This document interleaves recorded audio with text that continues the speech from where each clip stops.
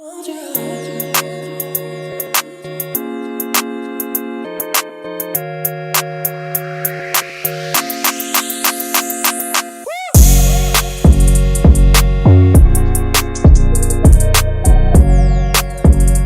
going on, guys? Good morning. Welcome back to United View. Hope everyone is doing very well. Welcome back to another edition of the Morning View. And here we go again. Not like a Fabrizio Romano, here we go. Not like a positive transfer, here we go. Here we go again.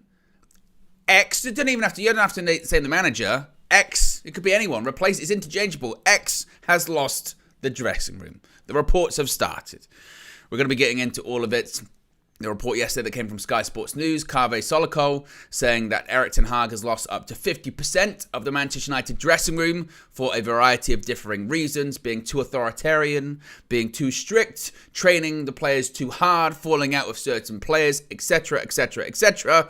We're going to get into it as well. How is everybody doing this morning? Let me know where you're watching from. Smash a like on the like button. Be sure to subscribe as well. Bottom right-hand corner, you know what to do. I mean, in the middle of a huge week for Manchester United anyway, with huge games in the Premier League, a big couple of weeks, a big month. I mean, just yesterday, Flex and myself were on the Morning View saying it was a make-or-break month, and quite literally, it might be a make-or-break week because the reports have already started about players turning, and to be honest, I don't think you don't really need the reports from Kave Solokol to see that certain players have stopped trying for him. It was pretty evident. It was pretty evident at Newcastle when Manchester United covered their lowest distance of the season on the pitch, aka they didn't try walking football. I think it was 7 kilometres less than the lowest total that they'd covered all season. Yes, that's what it is. So we're going to be getting really into the nitty-gritty of the report, of what certain journalists are saying this morning, of what the reaction is as well. I'll give you my opinion. You can let me know your opinion as always. Get your comments in, get your chats in. I want to see what you guys have to say about this one. The reaction has been very strong, certainly on social media. I've got very strong opinions on it, as you know, when it comes to the United manager. Look, all opinions are welcome. There might be some people that say, "Oh, he's right to have lost a portion of the dressing room. He's right to have lost certain players because he's not the right guy. You need to get rid of him." There'll be others that will be saying, "Here we go again. It's the cycle all over again." So there's plenty to get into this morning. See what people are saying in the chat at the moment. Joe Blackman, one of the mods, says Ten Hag is going to get fired. Baraf says sell 50% of the players. Doug says the players are too soft. What else are people saying here? Bobby says Erik ten Hag has to shoulder some of the blame for some poor signings, but the majority of these players are a disgrace. So there's plenty of opinions in the chat as well. So yes, the report came out yesterday. To be honest, like I said, not that it was like... my initial reaction to it was a bit strange yesterday about this report from Kave Solokol talking about... talking about that he'd lost portions of the dressing room. And I was taken aback by how many people were surprised by this report. And the reason I say that is because we have seen a version of this report several times. It's Christmas, right? It's the Christmas period, it's the holiday period, and it's like being surprised that there are festive adverts on the television. This is just what happens with United around this time of the year, right? Every couple of years, 2 or 3 years, around the holiday times, we get basically this report. This is basically what we get. And it is that this time, Erik ten Hag has lost what they describe as elements of the Manchester United dressing room, as his style and treatment of Jaden Sancho is questioned. The speculation is that he's lost up to 50% of the dressing room. So a Manchester United manager has reportedly lost the dressing room. Well, it's Groundhog Day. Again? That's what it felt like. That was my reaction to it. It's Groundhog Day. Again. Because it's the same story. It's the same story. It's the same thing being put out there. In fact, someone actually put this on social media, and I'm glad that they did. I tweeted it because we've got a version of this report for how many different managers now? 1, 2, 3, 4, 5, 6 different managers. On the 9th of January 2014, David Moyes is losing the dressing room, says a new report. On the 11th of April 2016, Louis van Gaal reportedly lost the dressing room. On the 1st of October 2018, Jose Mourinho, quotes, has lost the Manchester United dressing room. On the 21st of November 2021, the dressing room revolt that led to Ole Gunnar Solskjaer sacking. On the 25th of April 2022, the Manchester United dressing room has lost all faith in Ralf Rangnick. And now, yesterday, Erik ten Hag has lost 50% of the Manchester United dressing room. But it's always the manager's fault, isn't it? It's always the manager's fault. And yet the players, the higher-ups, the executives, the owners, they all still remain. Break the cycle. If this were anything else, you would say break the cycle. Stop doing the same things over and over and over and over again and expecting different results. I mean, Ralf Rangnick said it towards the end of his tenure, which was a disaster because he was meant to be coming in really as a consultant. He was an interim manager, and the players decided they didn't like him, and then the executives decided they didn't like him either, so everyone said get rid of him. And he said it best when he said, this is an operation that requires surgery of the open heart. Open heart surgery, and yet the insistence from these players and certain people and forces within the club is doing patchwork on something that requires open heart surgery. If you required open heart surgery, but they just kept saying, just put a little stent in there. You know, people go, they had a heart operation, a little stent in there. Just open it up a little bit. That's what we do every single time. And eventually you go, when are we going to fix this? When are we going to do that? No, let's just keep doing patchwork. Let's keep doing patchwork. Let's stick with these players. The players can't be bad. It must be the manager. It must be the manager that's the problem every single time, right? And that's not to say that Erik ten Hag's beyond reproach and he hasn't made mistakes. He has. But it's the same patterns. It's the same cycles. And once again, we're getting into the territory of, is it going to be the manager or is it going to be the players? And the players know every single time this has happened, they've continued to win every single time. Every single time. Now, this report, and I'm going to read through it here because it's important to read through it, get the best context possible. It's from Kaveh Solokol from Sky Sports. Not going to do the impression this morning. Don't want to. I'm pissed off. Don't want to do the impression this morning. But it says that Erik ten Hag has lost elements of the dressing room at Manchester United, with players questioning his playing style and treatment of Jaden Sancho, according to Kaveh Solokol. Now, all of these separate things we'll get into as we go through. But a group of players is becoming disenchanted with the Dutchman after United slumped to an abject 1-0 defeat at Newcastle on Saturday, their 10th loss of the season in all competitions. One source has claimed that Erik ten Hag has lost 50% of the dressing room with his refusal to act on concerns voiced by United's players and the continued exile as Jaden Sancho cited as factors. Now, let's pick this bit apart here. Let's pick this bit by bit by bit by bit about all of these different reasons and concerns. When it comes to the players being disenchanted with Erik ten Hag after the 1-0 defeat against Newcastle on Saturday, I would say in response to that, have you really taken a really good look at yourself after that response? Because if the conclusion that you've come to, that you as a player have come to after that Newcastle result is, this is completely 100% totally on the manager, then that I think you really need to take some accountability and really take a look at yourself and shoulder some responsibility and actually take some pride in what you do. Because don't get me wrong, and as I've said before, it isn't a black and white situation. There are shades of grey, and Erik ten Hag, he's made mistakes. Absolutely made mistakes. I criticised him at the weekend for his substitutions of not taking off players that weren't playing well, for certain team selections, for his recruitment. For a lot of the players that he signed aren't playing at the moment. Granted, a big chunk of them are injured at this point in time as well, but still, the ones that are available, he's not picking. So you look at him and go, that doesn't make a lot of sense. Certain backings of certain players doesn't make a lot of sense. Certain tactical decisions don't make a lot of sense when it comes to the midfield in particular. What is going on with that midfield? But if you're a player and you just go, oh, it's the manager, it's the manager. The manager is not forcing you to walk around the pitch. The manager is not forcing you to not put your foot in a tackle. The manager is not the reason why you couldn't be bothered to run around for 90 minutes and you did your lowest distance covered of the whole season. I'm talking about as a collective at this point here.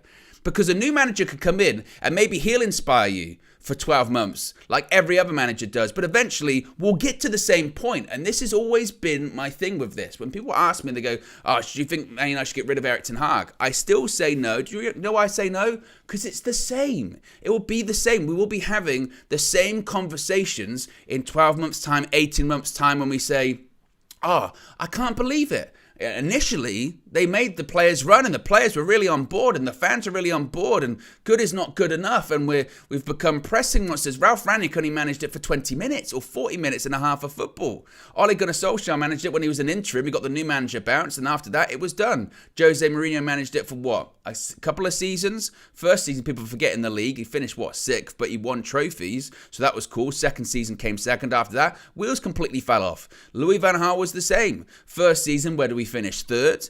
And then season after that, it was really abject football. You remember that around a Christmas period. I think we didn't win a game in 6 games. We had 7 or 8 nil-nils in that season. And eventually they went, the football's boring. Let's get Jose and he's a winner. So any coach that comes in can only really inspire this group of players for about 12 to 18 months anyway. And then they decide, you know what, we don't like him anymore. When the going gets tough and when harsh realities have to be told, suddenly it's hands over the ears. It's their fault, not mine. I'm not going to run anymore. And that's not on me. I don't control my legs. The manager does. I mean, it's farcical.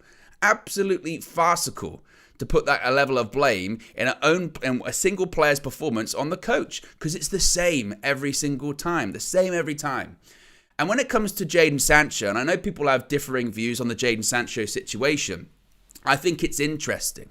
I think it's very interesting. There was an interview that was done by Nemanja Matic, former Manchester United player Nemanja Matic, with an outlet called YouPlanet. And I think certainly it speaks volumes towards the actual culture and the player attitude at Manchester United. And this is part of the bigger problem. About lateness, professionalism, and Jaden Sancho's name is mentioned in this, and it goes back to people sort of thinking that Erik ten Hag scapegoated Jaden Sancho, when really, in my opinion, he's trying to uphold standards and levels of professionalism at the club that don't exist, that just don't exist. So this is what Nemanja Matic said in this interview. He said, quote, "At Chelsea, players acted professionally. They were punctual and were never late for training. But at Manchester United, it happened almost every day. Among the players who would always be late were Paul Pogba and Jaden Sancho and a couple of other players. The rest of us who were always on time were angry, so we decided to form a kind of internal disciplinary committee with me serving as president. I put a sheet of paper up on the wall where I documented the names of individuals arriving late. During one particular season, we collected around £75,000 in fines. We had planned to use the money to throw a party in London, but we didn't due to the COVID outbreak."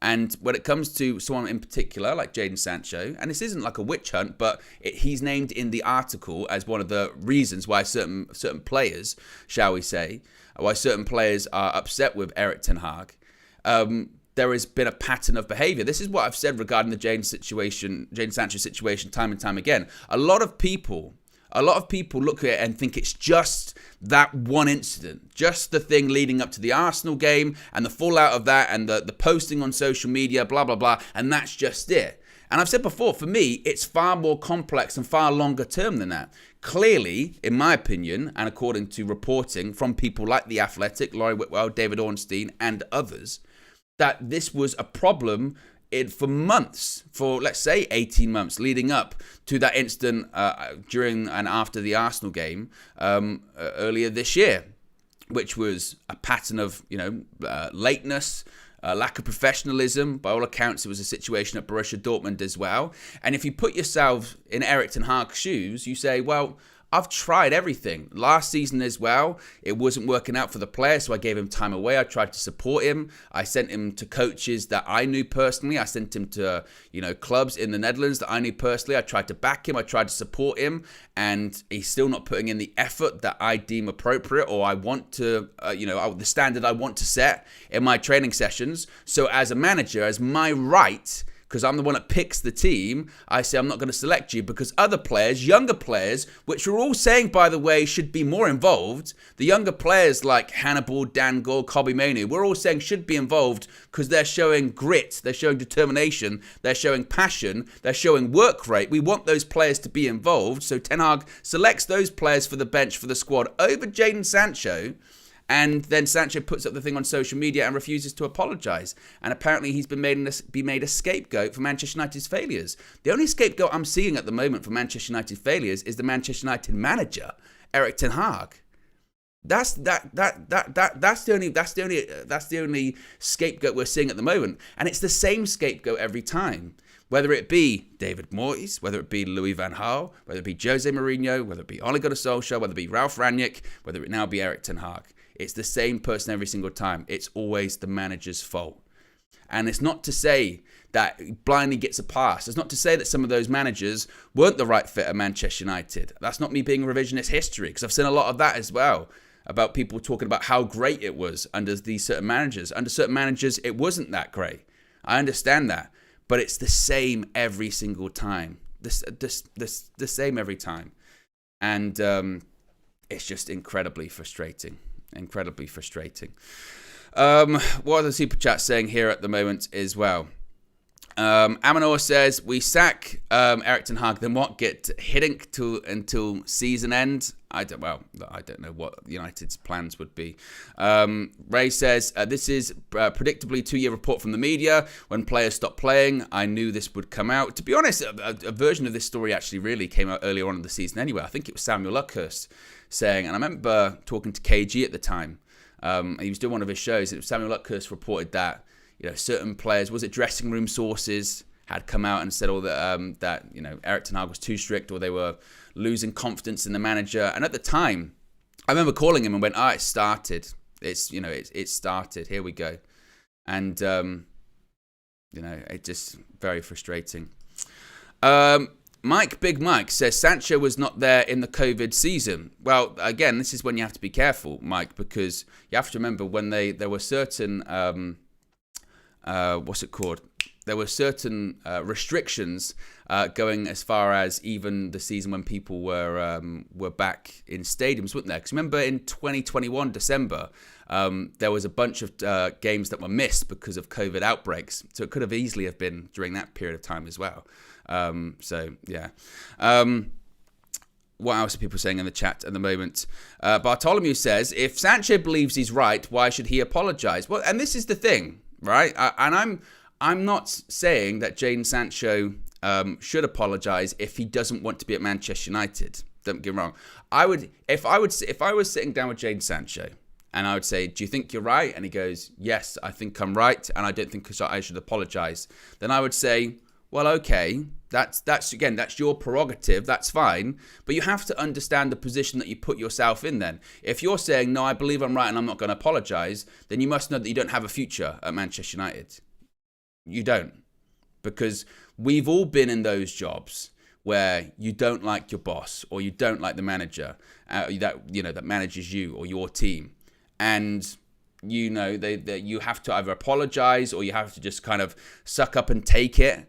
Because again, it's the manager's job to delegate and to manage the team. It's not for you to make that decision. And if you feel that you're right and they're wrong and you don't want to be here, then leave. That's up to you. That's up to you. And to be honest with you, if Erik ten Hag were to get sacked and then Jaden Sancho were to come back into the team and everyone's got to just pretend that everything's, fine and normal, I don't know how I would feel about that, honestly. I really don't. Because, again, for me, that shows a pattern of behaviour. And either way, there's sort of a level of trust that's kind of vanished there, to be honest with you.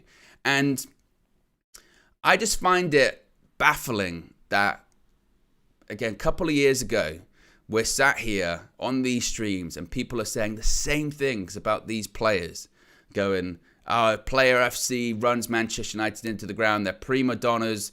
One of the stories with Ralf Rangnick, the players don't like leaving training when it's dark. And we're going, this is the problem. These players are on too big wages. They have too much control at the club. They have too much say. They don't want to work hard. We need someone to come in to set standards, be an authoritarian, and if they don't like it, they can leave. So someone comes in, tries to implement standards and be an authoritarian, and that's then cited as one of the reasons that he should leave, because he's too strict on these players that require someone to be strict. That's mind-blowing. Well, it's not the right level of strict. It's the wrong level of strict. I mean, what are we really talking about here? What are we talking about here? And that's why we need to be careful. And I know that there are some Man United fans that will back Jaden Sancho in this situation because they believe Sancho is right. Is that not the very definition of Player FC? Is that not the very different? This player's right over the manager, therefore the manager to leave. And it'd be one thing if Jaden Sancho, for his entire tenure at United, had been our best player. He was one of the best players in the world in terms of what he had done, numbers he had put up, form, importance to the team. But this is also a player that's contributed really nothing during his time here. Nothing as well. And he's the highest paid player at the club. The whole situation is completely farcical. And if my viewpoint still is, if the manager goes, the manager gets sacked, we'll find ourselves, and the players remain, importantly, and this group of players remain, we will find ourselves in the same position in 12 months' time or 18 months' time. We will. Like, that's it. And also, with Erik ten Hag, again, this the Sancho thing, like, I feel like it's been so twisted and turned into something that it really wasn't. A situation of he's not in the squad. He's asked why he's not in the squad. I pick players based on training performance, but that, people then heard that as him calling him lazy and turning up late and all that kind of stuff, which has all been reported. That never came out of Erik ten Hag's mouth. Jaden Sancho goes on social media, says he's been made a scapegoat for Manchester United failings, and there's something bigger at play here. And people assume that Ten Hag should just continue to select Jaden Sancho for that. Of course you're going to ask for an apology, and if you don't get it, you've put the manager in a situation where he can't pick you. And then people are like, it's terrible, he's not even, he's having to train with the kids. Well, if you've got this problem with this player, what are you supposed to do? In training every day, he's just going to be integrating with the players, even though you're meant to be trying to coach the players. I mean, there's no logic involved in sort of the other side of the argument. I don't see with that. I really don't. I don't get that. And honestly, if that's cited by the players as well, by the Man United players, I mean, it's one thing, I suppose, for us as fans that maybe we don't see every single aspect of the picture. We don't see every single aspect of the story. But it's another for certain players at Manchester United because they're friends with Jaden Sancho has been like, well, he's my friend, therefore the manager needs to go. The boss needs to go. Why? Because he had a falling out with my friend. What? This is football. This is work. This isn't, what's this Manchester United friends? It's Manchester United. It's football club. It's football at the end of the day. As Roy Keane would say, it's your job. It's your job. It's not about who you're best friends with. I get there's interpersonal things that you have to try and manage. That's part of management. But really? Because of a player that fell out with a manager and the treatment of the player since that, we're saying that's why he needs to go. What? That is crazy. That is nuts. At the end of the day, it's football. At the end of the day, it's about winning things. At the end of the day, it's about winning football matches, winning trophies. Not about who's your best friend, all that kind of stuff. It's great to play with your mates, but if they fall out, get on with it. Manchester United is bigger and more important than friends. That's just, I find it absolutely baffling. That is one of the reasons.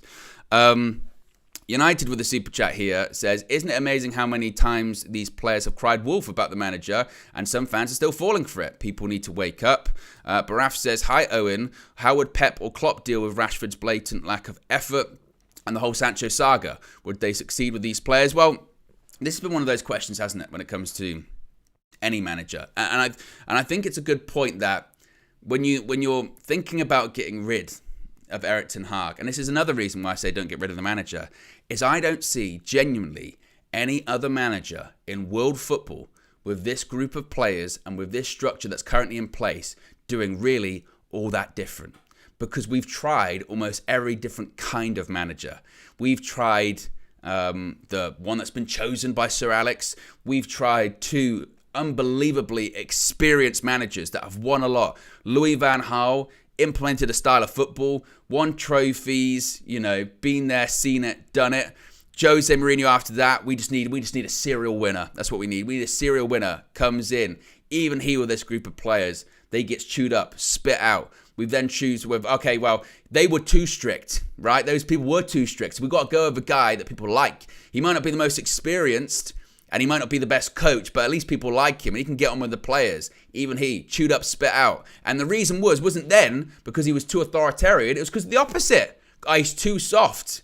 and he doesn't know tactically what he's doing, so we got to get rid of him. We got to bring in someone that knows a bit more tactical nous and also is a bit more strict. Let's bring in Ralf Rangnick in the interim because gegenpress, and that's what everyone wants. Where everyone's playing gegenpress in football. Look at Klopp, will bring them in. And the whole point of gegenpress is that you have to press, you have to run. And guess what? It lasted 40 minutes with this group of players. They went, run? We don't do running here. What are we talking about? You don't tell us to run. Who are you? Who are you? You don't tell us what to do. And their whole thing with Ralf Rangnick was, what's he done? What's he won? So forget it. No, we're not gonna follow Ralf Rangnick, do what he says. Bring in Erik ten Hag. And again, it's like, oh, he wants us to run. We're not doing that. And that's why I say Pep, Klopp, Ancelotti, Zidane, any manager you want to name will get chewed up and spit out by these players and by this structure. As long as the structure allows for the players to behave in this manner and allows them to get into a situation where it becomes a binary choice of either the players or the manager, and the players win every single time, any manager that comes in will fail and find themselves ultimately in this situation. And as I said earlier on, break the cycle. Stop doing the same things over and over and over again and expecting different results. As I said. Well, it's Groundhog Day. Again? Literally. Dexter says, it's the managers, Owen. None of our previous managers have gone on to win a league since leaving Manchester United.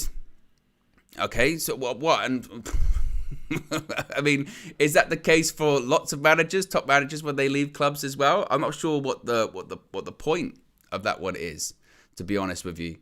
Let's look at, I don't know, you can name lots of managers that have managed at top clubs and done well, and afterwards they don't go on to win leagues as well. And again, this is the thing. I have to stress this because sometimes people only hear absolutes. They only hear absolutes. I'm not saying that Erik ten Hag isn't helping himself, because he's not. And this is the frustrating thing. Erik ten Hag, I think, from my point of view, has a lot of I have a lot of sympathy with him because, again, I see similar patterns and similar situations and Groundhog Day. But also, I feel like sometimes is speeding up this process. I feel like Erik ten Hag isn't helping himself with some of the things that he's doing. With certain team selections, he's not helping himself. With certain things he's saying in the media. I mentioned this the other day, that, like, for instance, this is the example. I know that Flex says that he thinks that Rashford is going to start tomorrow at Old Trafford against Chelsea. If he starts Rashford, honestly, if he starts Rashford, then I'll go, Eric, then you're signing your P45. You cannot start him. You cannot play him.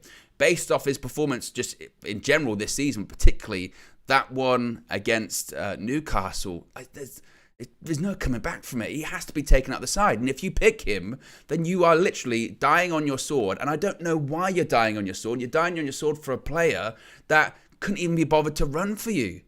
You're dying on your sword for a player that got this bumper new contract and has done nothing. And the body language is terrible. You're dying on your sword for certain players and certain individuals that aren't delivering. You know, why? Why are you doing that? And you will get yourself sacked because of it, right? You absolutely will. So that's where he's not helping himself. And look, there's a press conference today. It's 1:30. I'll be live at about 1:45, 2 o'clock-ish.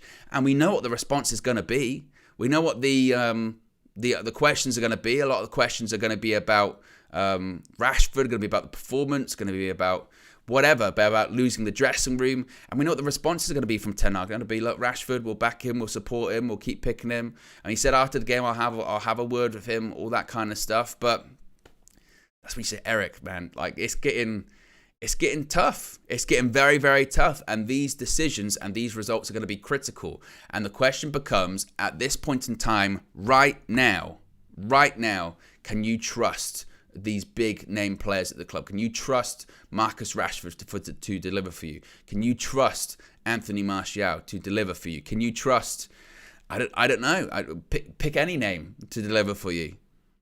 And the answer would probably be no. And he's got to get into the territory, I think, of picking people. Well, he's already in that territory, realistically, of who he can trust, who he believes he can trust.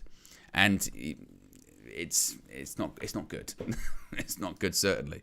How many likes are we on at the moment? We've got nearly 1,200 people watching, 136 likes. If you haven't already, click the like button. Be sure to subscribe as well, bottom right-hand corner. Let's see if we can get up to 500 likes this morning. So if you haven't already, click the like button. Just to continue by this report from Kave Solokol as well. As I mentioned, it says that one source has claimed Erik ten Hag has lost 50% of the dressing room with his refusal to act on concerns voiced by United's players and the continued exile of Jaden Sancho cited as factors. This is what Kave Solokol said on Sky Sports, quote, "My information is that some of the players are confused with what is happening. He has lost elements of the dressing room. One source tells me he's lost about 50% of the dressing room. Quite a few players are unhappy with the style of play. They also feel that they're training too hard and they're running too much during training. I was told the players don't know what they're running for." Actually, no, I've got a comment on that one now. That is the tactics thing. Don't get me wrong. The tactics thing, I get that. I do. Because when you look at, this is part of the problem as well when I say Erik's not helping himself. When you look at Manchester United at the moment and how they play, you will say, Flex said it on the match for you really well. What are Man United's tactics? What are Man United's tactics? I don't know. I really don't know what they are. Now, is it because, then you get to the territory of, is it because the manager's not laying out a good tactical game plan, or is it because the players aren't executing a good tactical game plan as well? Because I always have this thing, and again, this is when you have to circle back to it's Groundhog Day, because it was really evident under Ralf Rangnick and Ole Gunnar Solskjaer, and even really Jose Mourinho as well. When you watch Manchester United play and you go, what's our style of play here? What's the game plan? And I always have this thing when I go, that surely can't be what we work on in training. That can't be like, what must Erik ten Hag, or what at the time, what did Ralf Rangnick say, or what did Ole Gunnar Solskjaer say, or what did Jose Mourinho say to these players before the game and throughout the entirety of the week in terms of tactical setup? This is how we want to play, these are the drills, these are the movements, blah, blah, blah. That cannot be the game plan.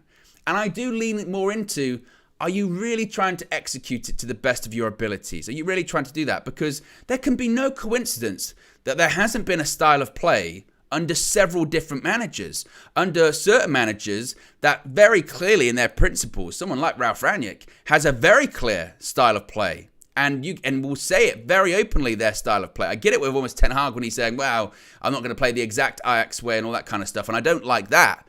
But is it not a coincidence that under all of these different managers, even really going back to Louis van Gaal, Gary Neville said it, and that style of play, he struggled to get that. He really struggled to get that across, right?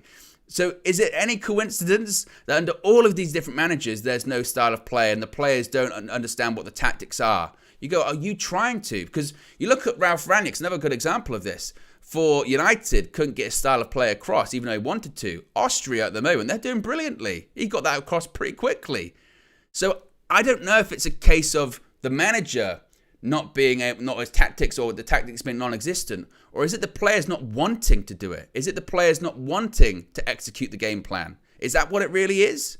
Because that's what it kind of feels like. Because there's no way that they work all week in training for that. You know, against Newcastle, where you're going, well, what is the game plan? I don't know what the game plan is realistically.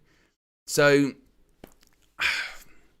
and that the players are unhappy with the style of play. And the second part, when it goes, they're training too hard and they're running too much during training.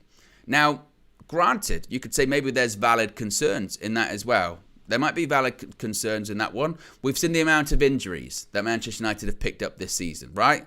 A lot of injuries picked up, a lot of muscular injuries, and you could say, well, maybe that's part due to the training. If you're running too much during the training, if you're overworked with the matches that have been played at the moment, maybe you're picking up too much injuries, and that might be valid. But I can maybe thinking at the other side of the coin here. If you're seeing what you saw against Newcastle, which again is a group of players that aren't running, that's a group of players that again covered, is it 7 kilometers lower than their most distance covered of the season, then the logical response to that is you're not running enough. You're not running enough on the pitch. What has actually generated a response during Erik ten Hag's tenure at Manchester United? When we lost against Brentford in the league, Erik ten Hag's second game, and Manchester United players didn't cover anywhere near enough distance. What do they do the next game, next day, or next training session? Hottest day of the year. They run them in training. That distance that Brentford ran more than you, you've got to run it today, and I'm going to run it with you. And in the next game against Liverpool, we were brilliant. We won the game. Erik ten Hag ran it with the players as well. So when you're putting in performances like you do against Newcastle, where you're jogging around, walking around, then in training, you got to make up for it. Because when it really mattered, you didn't run around. You didn't put the shift in. And now they're going, oh, we're being worked too hard. We're running too much. That's the problem. And again, what does that sound like? What does that sound like realistically? Oh, we're doing too much running in training. And I circle back to the other managers because, again, it's always the same. It's always just the same.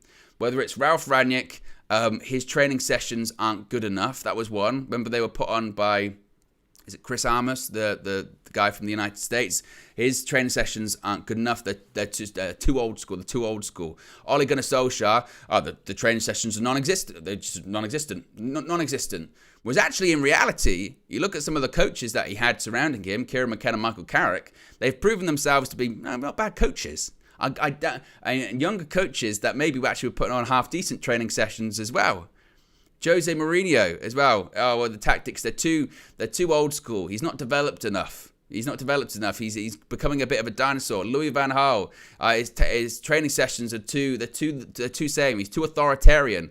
Always something with training. And this is why I say patterns of behavior are really important. Because when the going gets tough, it's always something else's fault apart from themselves. There's no accountability. It's always the manager's fault. It's always training's fault. It's always too much running or not enough tactics or this is wrong. How about you? How about you look internally as to really what the problem is? But there seems a refusal to do that. And that's why I think as fans, we need to be really careful, really careful with all that kind of stuff, honestly. It continues by saying, also, some senior players have spoken to Erik ten Hag where they feel the club is going wrong. They've spoken to him about their other experiences of playing for big clubs, and they feel the manager should be a little bit more touchy-feely. They feel his man management could be a little better, but Erik ten Hag is the boss and he's the one who calls the shots. He is not for turning. He is going to do things his way. I've also been told that a few of the players believe he is too set in his ways and he's too robotic. And that line about, the manager should be a bit more, touchy-feely and all that kind of stuff. Basically, I interpret that as, he's mean. He's too mean. He's too mean. Now, in fairness, you would look at the modern player and you would look at, people like Jurgen Klopp, or you'd look at people like Pep Guardiola. Sirens in the chat. First of the morning. You would look at Jurgen Klopp or Pep Guardiola. Clearly, they've got a good man management sort of relationship with their players, right? And maybe that is an element of where Erik ten Hag should or needs to improve. But as I said earlier on, this is the same group of players that 18 months ago, 2 years ago, we're saying the opposite about this group of players. We don't want a manager to come in and put his arm around certain players. We want a manager to lay down discipline. We want a manager to lay down standards. And if they get out of line, put them back in line. And now the criticism of him is that he's doing that, which I don't understand. You could argue, you look at Ange Postecoglou at Spurs. Clearly, he's got a very good relationship with his players. Maybe that's what is needed. But we had someone in Ole Gunnar Solskjaer. That was basically what he did. The tactical stuff was left up to other people. He was just there to put his arm around players and be, touchy-feely and nice to them. And the players didn't like that. So what do you want? What do you want? And for the people talking about other managers that can come in, do you think Roberto De Zerbi is going to be touchy-feely with some of these players? Have you seen how you want to talk about falling out of players?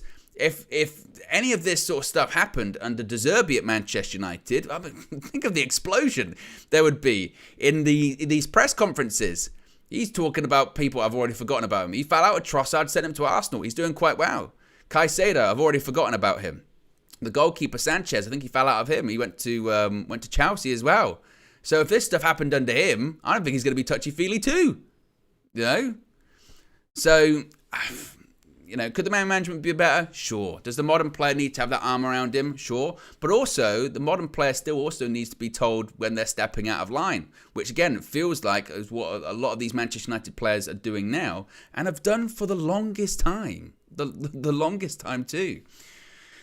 It also says Ten Hag has also lost support in the United dressing room after the ongoing standoff with Jaden Sancho, who has not featured for the club since August after declaring on social media he had been a scapegoat for a long time. Quote, a few of the players are also unhappy at how Jaden Sancho has been treated, Solokol added. He's got people in the dressing room who are close to him, and he's been totally frozen out because he refused to apologise to Erik ten Hag. He's training with the kids and he's eating on his own. Quite a few of the players feel like that's gone too far. There's also always unhappy people in the dressing room, but when you're losing games, there are even more of them. But then, even with the Sancho thing, to circle back to that as well, what would the United players want? What would they see as the alternative with Jaden Sancho realistically? What do they want to do? I mean, he's literally said it there. He's been totally frozen out because he's refused to apologise to Erik ten Hag.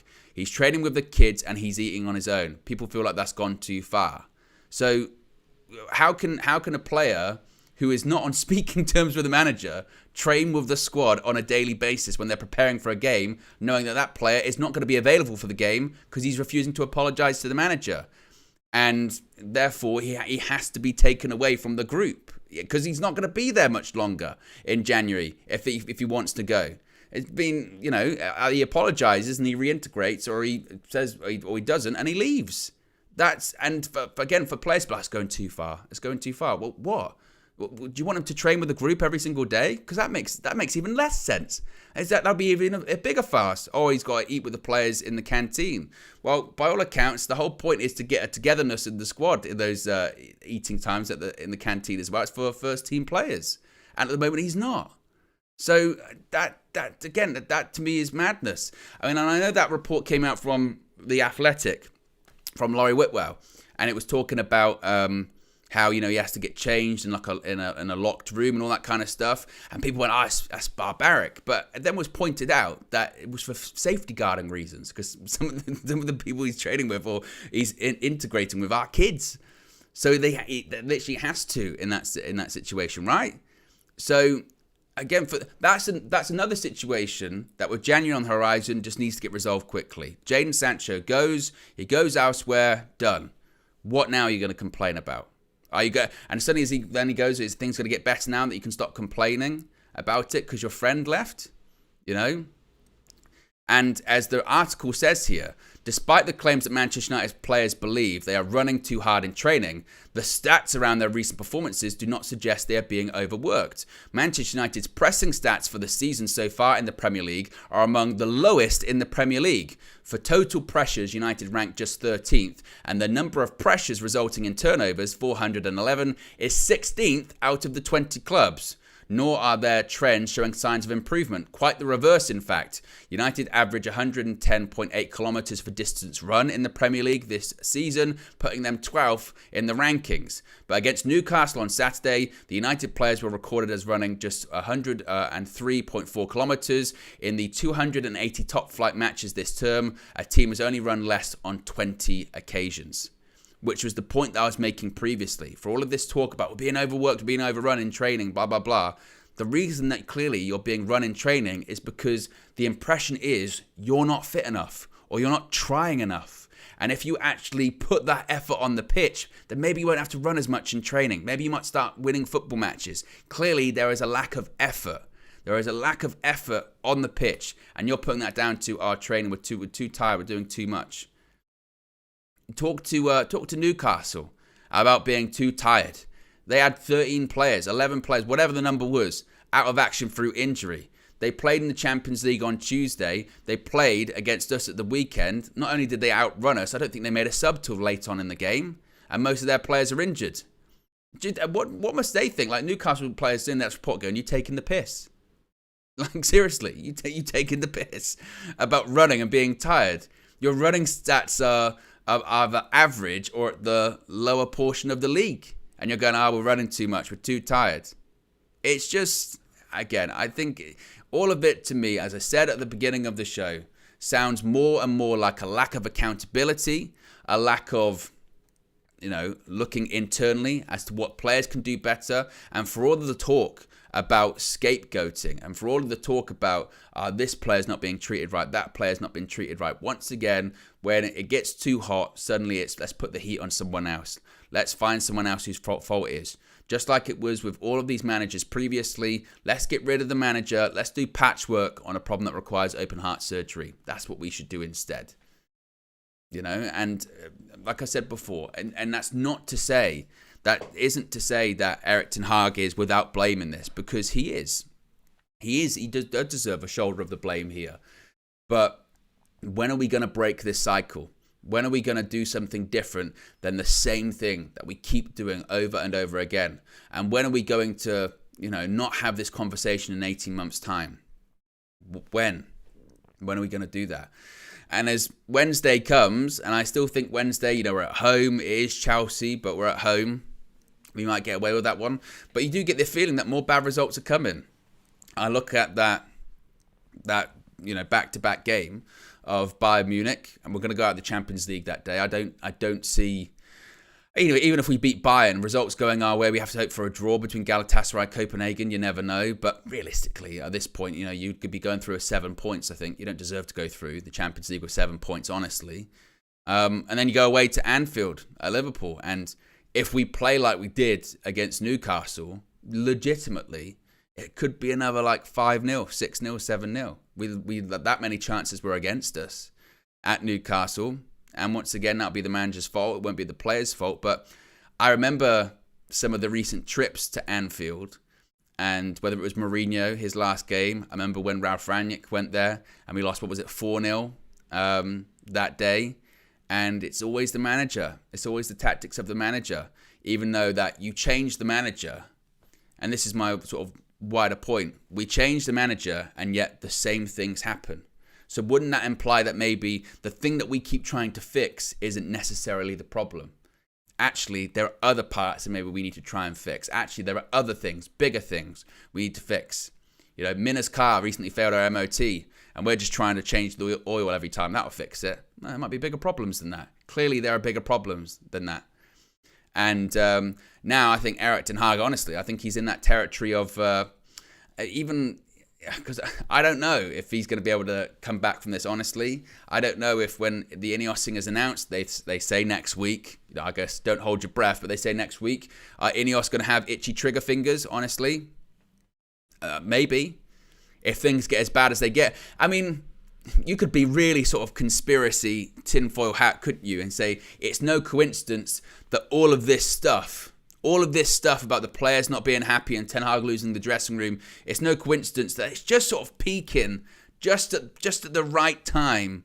Just peaking just at the right time for when Ineos are coming in, and there might be a sort of wider, bigger decision having to be made about sort of the manager, and there are changes are afoot anyway at Manchester United. So why not Erik ten Hag be caught up in those sweeping changes? Wouldn't even sort of be shocked when it comes to that, right? When's the Ineos thing coming? Probably next week, right? So they're going to be doing changes fairly soon, yeah. Maybe we've got to say that we don't like it. Maybe we've got to say that we don't, that everything should just kind of change. And maybe whilst they're doing this cultural reset, they can just get rid of everyone. Maybe that's what we do. And it's very, very, you get angry and you get frustrated. And then, to be honest, like when I saw that report, yes, you just get a bit sad because you just go, I guess then that hope that we had of there being sort of real proper change, nothing's changed then in the last sort of 18 months. And as long as these players remain, and as long as the owners are still as they are, then nothing is going to change. And I know it's very defeatist, and you've always got to have hope, but it's no coincidence, is it, that even a lot like the Matic interview or whoever, when they come out and they say that the culture at Manchester United is absolutely toxic. And really, any decent manager, if you're an up-and-coming coach or if you're an experienced manager or whatever, and you see the Manchester United jobs in the running or in the offering, you must, like Louis van Gaal said to Erik ten Hag, run. Run, don't go there. It's a commercial club, not a football club. And what have we seen over the last 18 months? Definitely a commercial club, not a football club. Oh, and by the way, there is a massive player problem there where you can say you're the manager, but you ain't in charge. You are not in charge. These players believe they're in charge. And the moment you try and flex any bit of your authority, and the moment you try and sort of set standards or get people in line, you will be hounded out. You'll be told you're too strict. You'll be told you're not nice enough to certain players. And eventually they will turn on you when things get bad, or if they fail, that will be completely on you. You have to shoulder some of the burden. You're the manager after all, but ultimately that will be on you. And they'll make sure, and they'll stay and you'll go. And I keep pressing the button, but it's totally true. Well, it's Groundhog Day. Again? Again. How many likes are we currently on at the moment? We're currently on, we've got nearly 1,300 people watching, so if you haven't already, click the like button. Be sure to subscribe as well, bottom right-hand corner. We're currently on 223 likes. Let's see if we can get that up to 300, 350. Still, to be honest, there's no reason not to get to 500. I know there's not a lot to like about at the moment with United, certainly, but if you haven't already, please do click it. Helps the algorithm, puts the stream and the video out there for more people. YouTube likes that, so it expands and grows the UV community. So let's see what people in the chat are saying actually before we wrap things up as well. Jake says Erik ten Hag needs to go for his own sake. Can't see him getting another top job after this as well. Sin Games says, bro, Erik ten Hag said we could have scored, not for an offside. Words of a loser. Look, this is what I say with Ten Hag as well. Well, I was saying earlier on, is he doesn't help himself. And that's why today's press conference, I think, is really important too. Look, ultimately, what you're going to say in the media, you're always going to try and back your players. But I think now comes the point of actually don't. Just go scorched earth. Go Mourinho at the end. If you feel like you're in the death spiral anyway and you're on the way out, start saying things that people want to hear. Honestly, start saying, start going scorched earth. Why not? The players clearly already think you're, an asshole. You're not being touchy-feely. So be one. Lean into it. Why not? Why not? They don't. At this point, do they deserve the backing? Because they're not repaying any faith, honestly. I don't think they are. And, but it will do the same today. He will say the same things. Das Sweet says, professional footballers that don't want to run blow my mind. It is such an oxymoron, isn't it? That whole, the thing, we're running too much in training, but the running stats are some of the worst in the league. So we should run less in training than we'll run more on a match day. Do you really believe that would be the case? Prod by Palmeria says, spoil entitled players. We genuinely keen and people like that to walk into the dressing room and tell them what's what. Mr. Aston says, player power is too much. They all need to shut the F up and do as they're told and start playing for the club and fans instead of giving up. They're a joke. Jude says, training like a beast. This was also very quickly a thing on Sancho as well. There was a report, it came from the Mirror. And it said, Jaden Sancho is said to have maintained his fitness and is training like a beast, according to one source, with several of his teammates wanting to see him reintegrated back into Ten Hag's squad. Now, I'm not one just to be like, leaks and briefs and all this kind of stuff. But I mean, if that doesn't feel like it comes from friends of Sancho, I don't know what is. I mean, literally, I traded really well. Trading really, really, really well. I want to see him. He's been training like a beast with the kids. Even though all the other reports about him was that, lateness and all this kind of stuff. And you go, come on. Come on. And I don't like to do this thing, when you go for this amount of money, I'd be training like a beast. But I mean, he's the highest paid player at the club. You would hope as a minimum, you would be training well if you won 350k a week, right? Seriously. And I don't know. Shouldn't any player Shouldn't any player at Manchester United, regardless of whether they've been exiled to the academy or they're in the first team, if they're the highest paid player, if they're the lowest paid player, shouldn't you, as a professional footballer, that is your job, be training like a beast regardless? Shouldn't that be like the minimum? Shouldn't that be the benchmark? At a club like Manchester United, shouldn't that be a benchmark? Realistically. And if I was the manager, my response would be to it, okay, training like a beast, you still gonna apologize? you gonna apologize, because you can train like a beast away from the team, but publicly you came out and said that I made you a scapegoat. We can't move past that, and the thing said earlier on about what if Sancho feels like he's right. Again, we've always had that. People have had that when you go, I think I'm right here, but I want to get on with my job. So you just go, yep, sorry, move on. And I'm sure that people will probably say in the comments or the chat with it, you're singling out or you're being harsh on Sancho. You're not trying to see the other side of it or whatever. But my stance with this, and it would be the same. It doesn't matter whether it's Jaden Sancho. It doesn't matter with anyone. No player is above the club. No player. And whether I sort of like Jaden Sancho as a player or if I was, best friends with him in real life, all that kind of stuff, I'm a Man United fan. I'm not a Jaden Sancho fan. I'm a Man United fan. I back the Man United players, but ultimately, I back the Man United team. No one is bigger than the team. There have been plenty of names throughout Manchester United history, players that I liked that maybe stepped over the line and left. And you have to go, well, I like that player, but it is what it is. We're all fans of Ronaldo, Beckham, Keane, Stam, Van Nistelrooy. I mean, these are big Man United players throughout history. But if they deem to be a step over the line in terms of the manager goes, you've got to go, then you go, I really like that player, but hey, look, here's what it is. I'm a Man United fan at the end of the day. That's it. And I find that difficult to sort of comprehend how people can't see that, honestly. Because for me, it's quite a cut and dry situation, realistically. But there you go. Director of Football says, you're just taking the easy way out, like most YouTuber. Talk football. I don't know what I've been doing for the last hour then. I missed when I was talking cricket and rugby for 60 minutes. But there you go. I mean, very, very, very challenging director of football. I'm not sure what that part is. Talk football. Well, if you don't want to, I tell you what, if you don't want me to talk football, come to my channel, OWEN Wrestling News 365. We can talk about wrestling instead. Yes.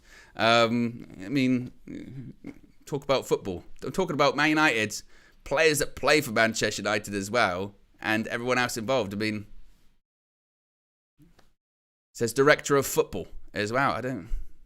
That's what I don't get. This is what I don't get. It's yeah.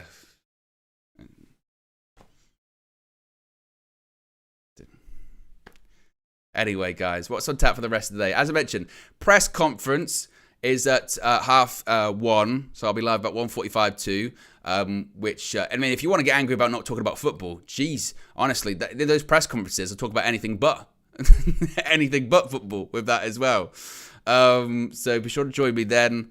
And then we've got a preview as well, dropping at 6 p.m. Flex and Matisse inside UVHQ, because there is a game tomorrow as well. There's a game tomorrow. Yes, and then tomorrow, of course, we've got all the build up to the game, match view, fan views, player ratings, full-time view, all that kind of stuff as well. So thank you very much for tuning in this morning, guys. If you haven't already, click the like button, be sure to subscribe as well, bottom right-hand corner, and I'll speak to you again very soon. I'm out of here. Peace.